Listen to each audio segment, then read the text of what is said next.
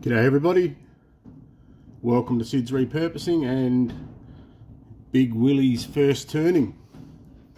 This is a piece of Sheoak. It's about 10 inches or 250 millimeters in diameter. It's about 4 inches deep or 100 millimeters. It wasn't initially going to be the first piece I was going to turn. That was going to be this piece, which is a bit of red gum. The reason I've changed is I was working on this, on a piece, not this piece. I was working on a piece on Little Willie, which is a commission. It's the third of a set of, or a group, it's not a set because they're all different. It's a group of 3 bowls that a client has asked for.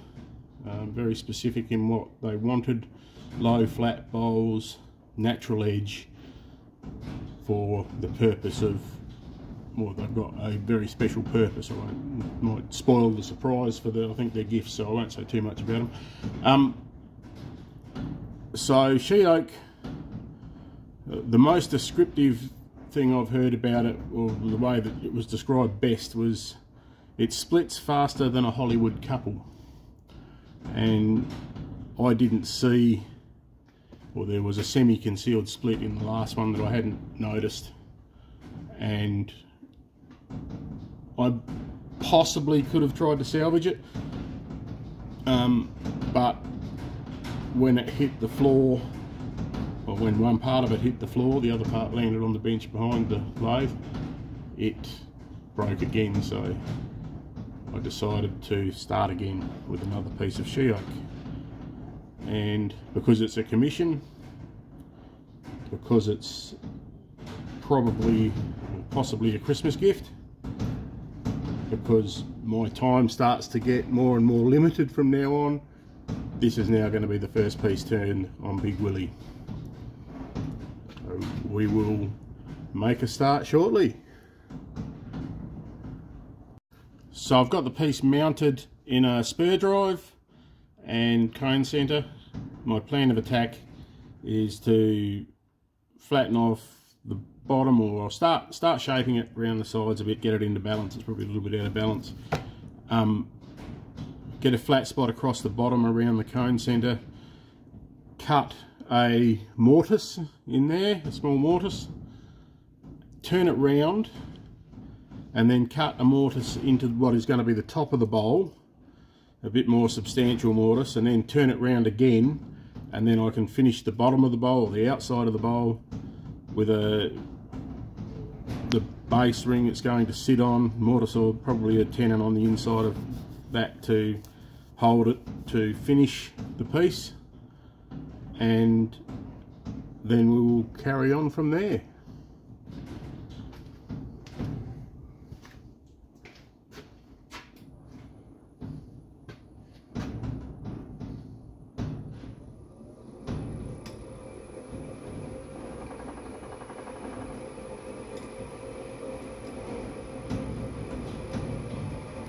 That's about 750 revs. Just tighten the tailstock up a bit more again. 1/2 inch bowl gouge.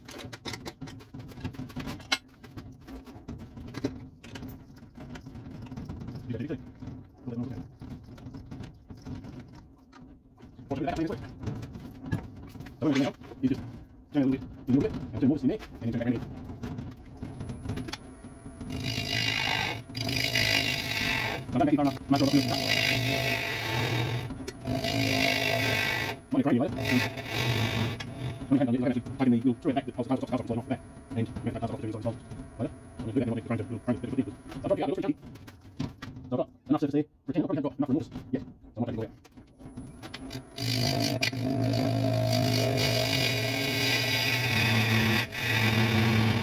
I'm not being super risky, really very small. More on that.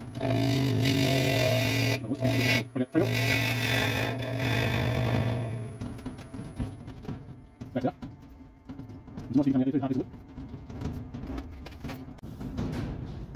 So I was right, that tailstock is quite heavy. The little locking washer that stops it from running off the back is actually got an off-centre hole in it, so you don't have to take it right off, you just can loosen it and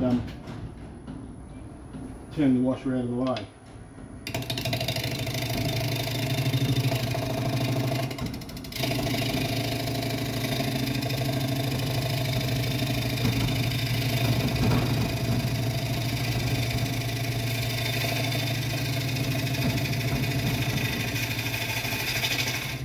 So what I'm doing here is, there was a hard bit of wood in there that had a little crowd piece in there.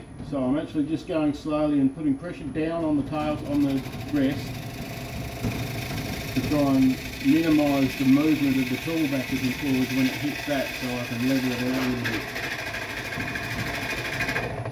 bit. This is a relatively light cut.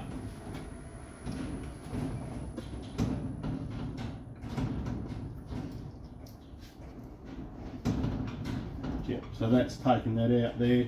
It almost looks like hit with a hammer, but it's just a hard bit of wood through there.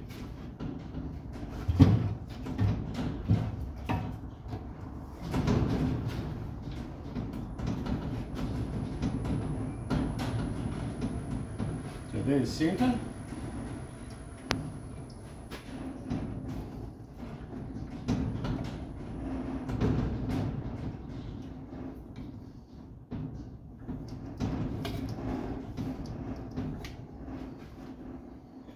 So that's the line for the mortise.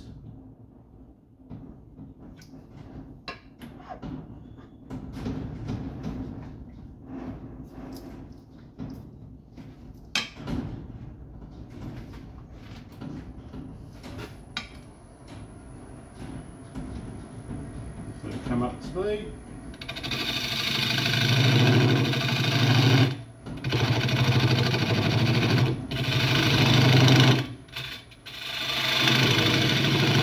So this is a feeding and parting tool. It's using, I guess, like a flat scraper.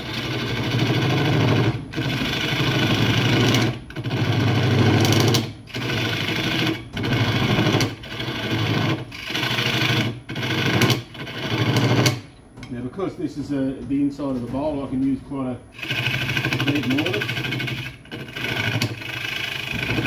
I just need to have a nice flat surface in the bottom for the jaws to register on, and that should be good.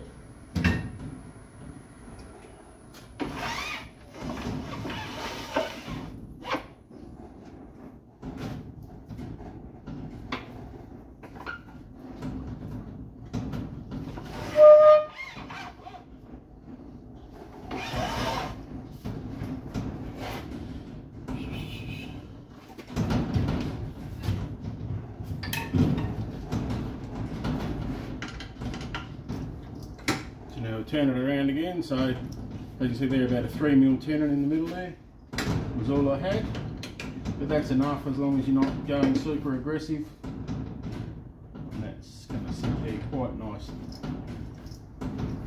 So now I've got a much more secure grip on the piece.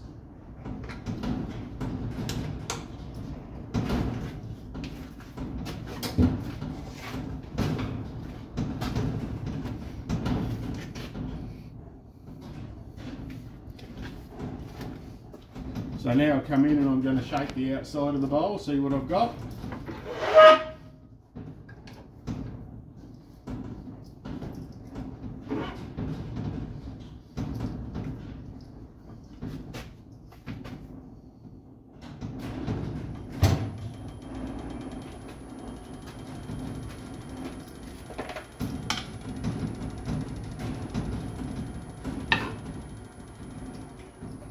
This is something I've got to get used to, is I've locked the banjo down this way, and I need to lock it down that way so the handle's not in my way. Bigger lathe, bigger handles, bigger everything, so there's a few little things I've just got to get used to a little bit.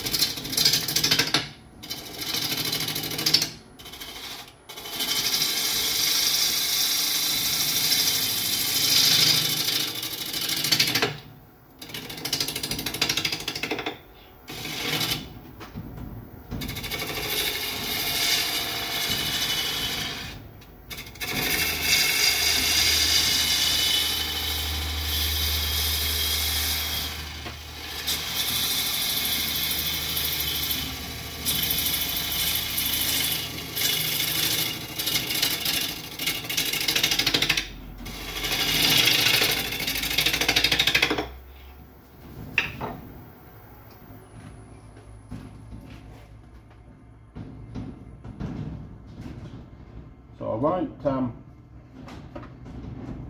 I will get to the point where I'm not cutting much air. The sides here will come up a bit yet. So I'll have two high sides, two low sides, and the bowl I may even lose half an inch or so off the bottom yet, to see how it looks.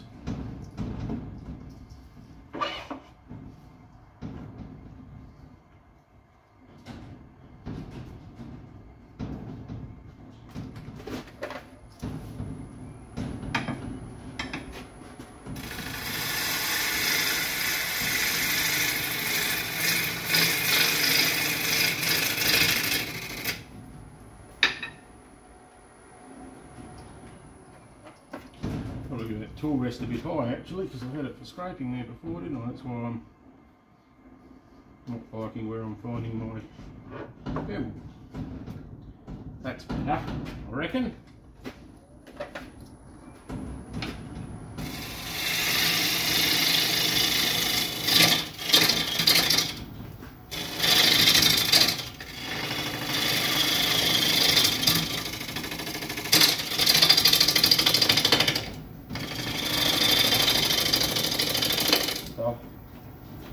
I put the face shield on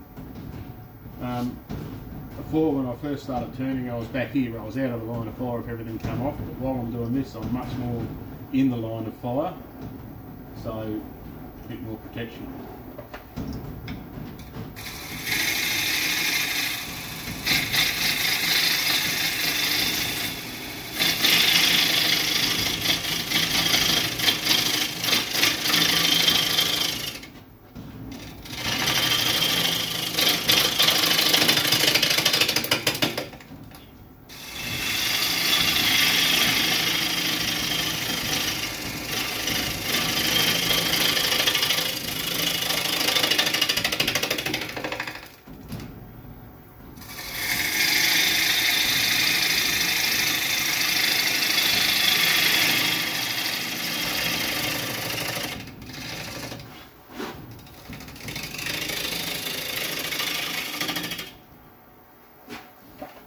So I'm coming back in the other way now, because I'm getting very close to where I want to be using the natural edge of the bowl. So coming out this way all the time is going to run a good chance of flicking a bit off.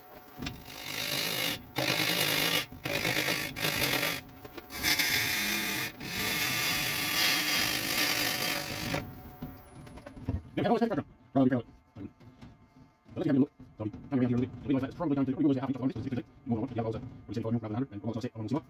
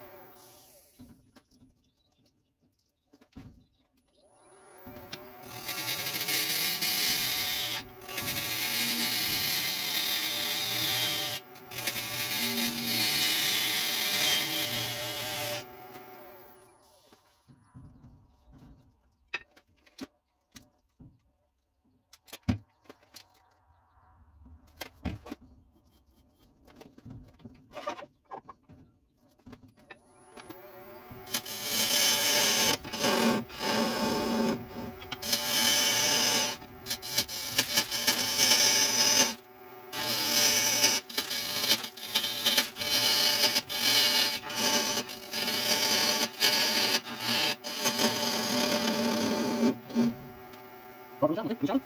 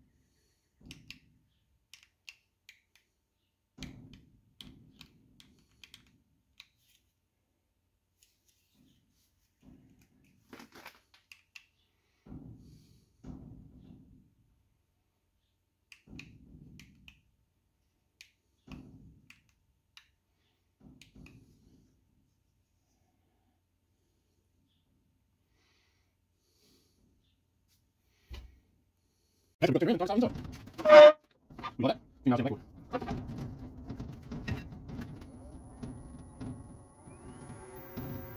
See that Chris?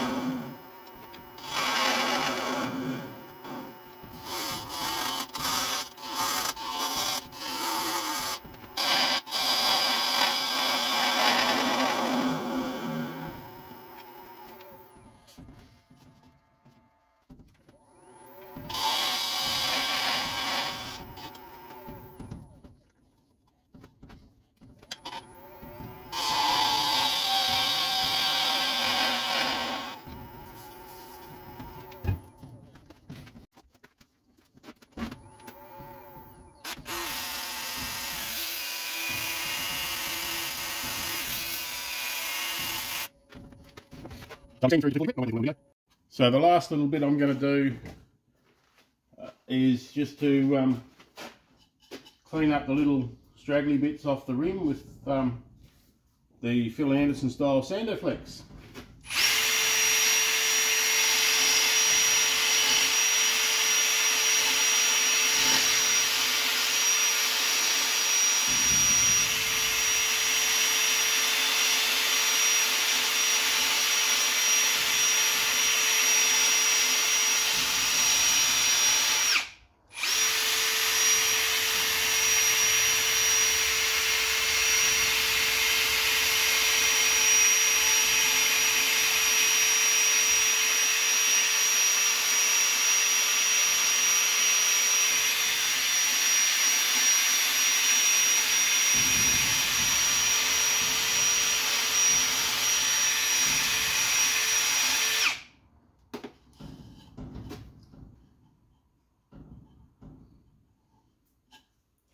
So this does a pretty good job of just taking the rough edges off and just getting down into the little bit of string just here, stringy bark. I'm just going to pull off because it'll come off later if I don't. But generally the Sandoflex does a pretty good job of getting most of this stuff off.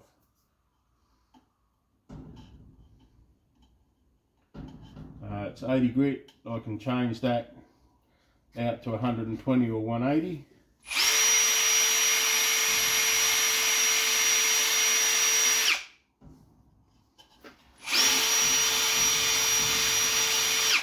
So they come with a roll of, or you can replace the strips. There's two different styles. There's just flat sandpaper, or there's these ones with the serrations in, and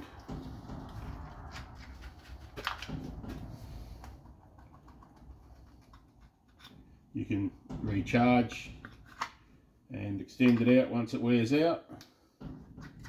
I managed to pick this up off Amazon. You don't see them around very often. And I picked up a few replacement sanding belts as well while I was doing it.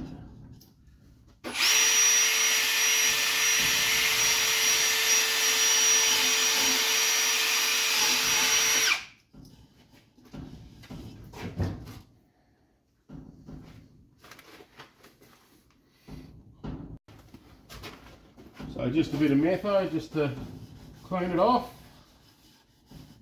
When you look at what the grain's going to look like as well. Sheoak, it looks pretty nice.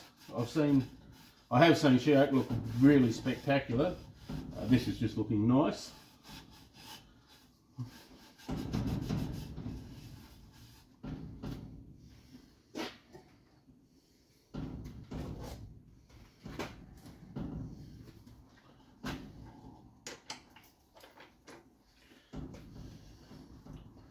So, little flat bowl, Sheoak.